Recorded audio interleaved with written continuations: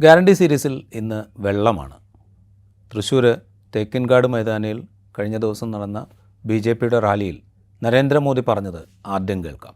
हमने 11 करोड़ परिवार की बहनों को पाइप से पानी दिया. ये क्यों हुआ? മോദിയുടെ ഗ്യാരണ്ടി. അദ്ദേഹം പറയുന്നത് ജൽജീവൻ മിഷനെ കുറിച്ചാണ്. 2019 ജൽജീവൻ മിഷൻ ആരംഭിക്കുന്നത്.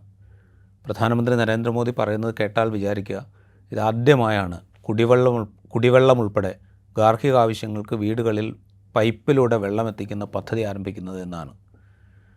2019 പദ്ധതി ആരംഭിക്കുമ്പോൾ തന്നെ 3.24 കോടി കുടുംബങ്ങളിൽ പൈപ്പ് കണക്ഷൻ ഉണ്ടായിരുന്നു. രാജ്യത്താകെയാണ്. ഇതുകൂടി ചേർത്താണ് ഈ 11 കോടി കണക്ഷൻ്റെ കാര്യം അദ്ദേഹം പറയുന്നത്. അതുപോട്ടെ, ഈ പദ്ധതിയുടെ ചരിത്രം പദ്ധതിയുടെ ചരിത്രം എന്ന് പറയുന്നത് പ്രത്യേകിച്ച് ഗ്രാമങ്ങളിൽ കുടിവെള്ള പദ്ധതി ആരംഭിച്ചതിൻ്റെ ചരിത്രം നമുക്കൊന്ന് നോക്കാം. Accelerated rural water supply programme എന്നുള്ളതായിരുന്നു ഈ പദ്ധതിയുടെ ആദ്യത്തെ പേര്. ഇത് ആരംഭിക്കുന്നത് 1971. അത് കഴിഞ്ഞ് പിന്നെ സ്വജൽ ധാര, national rural water quality monitoring and surveillance എന്നിങ്ങനെ പദ്ധതികളുണ്ടായി.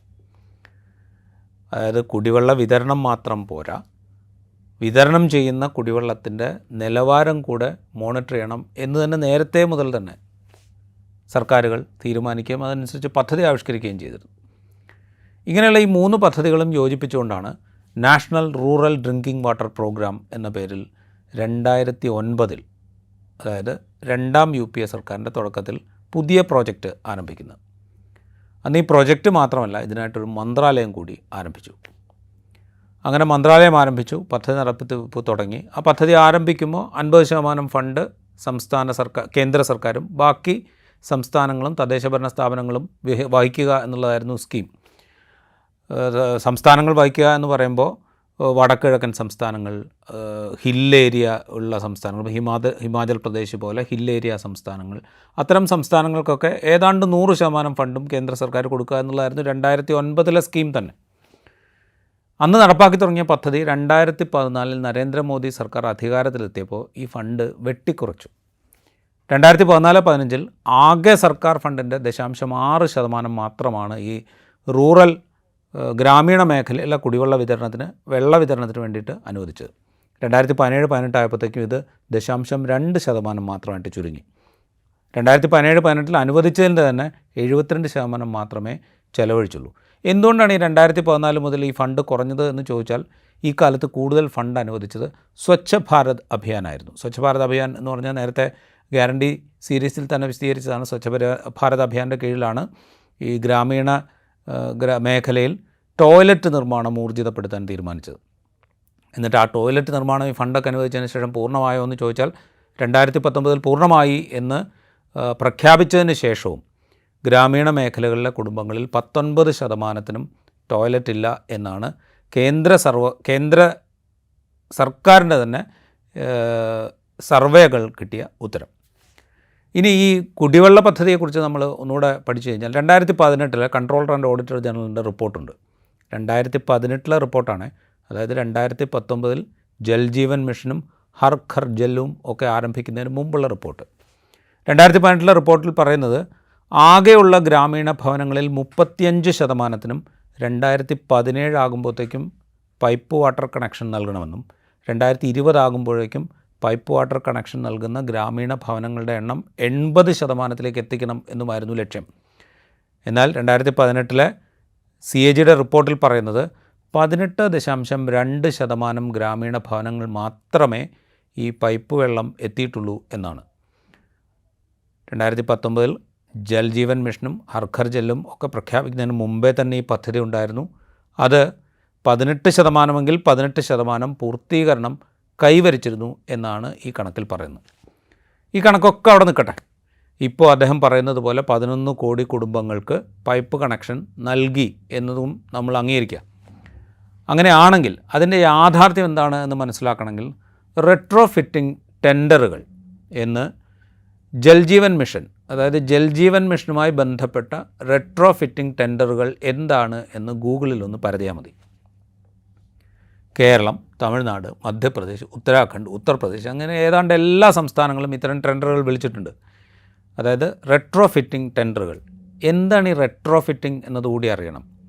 റെട്രോഫിറ്റിംഗ് എന്ന് പറഞ്ഞു കഴിഞ്ഞാൽ നേരത്തെ മുതൽ തന്നെ നിലവിലുള്ള പദ്ധതികളിൽ നിന്ന് കൂടുതൽ കണക്ഷനുകൾ നൽകുക എന്നുള്ളതാണ് സംഗതി. ഇപ്പോൾ നമ്മളൊരു ഉദാഹരണം എടുത്തു കഴിഞ്ഞാൽ കാസർഗോഡ് ജില്ലയിലെ ഒരു ഗ്രാമത്തിൽ 2010 നിലവിൽ വന്ന ഒരു ജലവിതരണ പദ്ധതി ഉണ്ട് എന്ന് വിചാരിക്കുക. അതിൽ നിന്ന് നിലവിൽ 2000 കണക്ഷൻ നൽകിയിട്ടുണ്ട് എന്നും കണക്കാക്കുക. ഈ പദ്ധതിയെ കുറച്ചുകൂടെ ഒന്ന് വിപുലീകരിക്കുന്നു. അതായത് ജലശുദ്ധീകരണത്തിൻ്റെ അളവ് ഇപ്പോൾ 2000 കണക്ഷന് വേണ്ടിയിട്ടുള്ള ജലം മാത്രമേ ശുദ്ധീകരിക്കാൻ തൽക്കാലം ഉദ്ദേശിച്ചിരുന്നുള്ളൂ. അത് ശുദ്ധീകരിച്ചുകൊണ്ടിരിക്കുന്നുണ്ട്. ആ ശുദ്ധീകരണത്തിൻ്റെ തോത് കുറച്ചുകൂടെ കൂട്ടുന്നു. അങ്ങനെ കൂട്ടിയാൽ 500 കണക്ഷനുകൾ കൂടി നൽകാം എന്നാണെങ്കിൽ അങ്ങനെ 500 കണക്ഷൻ കൂടി നൽകുന്നതിനാണ് ഈ റെട്രോഫിറ്റിംഗ് എന്ന് പറയുന്നത്. അതായത് നിലവിൽ പദ്ധതി അതായത് ഈ കുടിവെള്ള പദ്ധതി ആരംഭിക്കുമ്പോൾ അതിനൊരു ടാങ്ക് വേണം, ജലശുദ്ധീകരണത്തിന് സംവിധാനം വേണം, ശുദ്ധീകരിച്ച ജലം നാടിൻ്റെ വിവിധ ഭാഗങ്ങളിലേക്ക് എത്താനായിട്ട് പൈപ്പുകൾ ഇടണം. ഇതൊക്കെ പൂർത്തീകരിച്ച പദ്ധതിയെക്കുറിച്ചാണ് ഈ പറയുന്നത്. അതിൻ്റെ തന്നെ കുറച്ചുകൂടെ കണക്ഷനുകൾ കൂട്ടി നൽകാൻ എന്തെങ്കിലും ചെയ്യാൻ കഴിയുമോ? അങ്ങനെ ചെയ്യാൻ കഴിയുമെങ്കിൽ ചെയ്യുക. അതിന് വേണ്ടിയിട്ടുള്ളൊരു പ്രോജക്റ്റാണ് ഈ റെട്രോഫിറ്റിംഗ് എന്ന് പറയുന്നത്. ജൽജീവൻ മിഷൻ പ്രകാരം നൽകിയ കണക്ഷനുകൾ ഏതാണ്ട് 50% റെട്രോഫിറ്റിംഗ് ആണ് എന്നാണ് അനൗദ്യോഗിക കണക്ക്. ഈ കാര്യത്തിൽ ഔദ്യോഗിക കണക്ക് എപ്പോഴെങ്കിലും പുറത്തു വരും എന്ന് നമ്മളാരും വിചാരിക്കരുത്. കാരണം വെച്ച് കഴിഞ്ഞാൽ അങ്ങനെ ഔദ്യോഗിക കണക്ക് വന്നു കഴിഞ്ഞാൽ നേരത്തെയുള്ള പദ്ധതി ഉപയോഗപ്പെടുത്തിയിട്ടാണ് ഇത് നടപ്പാക്കിയത് എന്ന് വരുമല്ലോ. അതുകൊണ്ട് ഔദ്യോഗിക കണക്കുകൾ വരും എന്ന് നമ്മൾ പ്രതീക്ഷിക്കുകയേ അരുത്.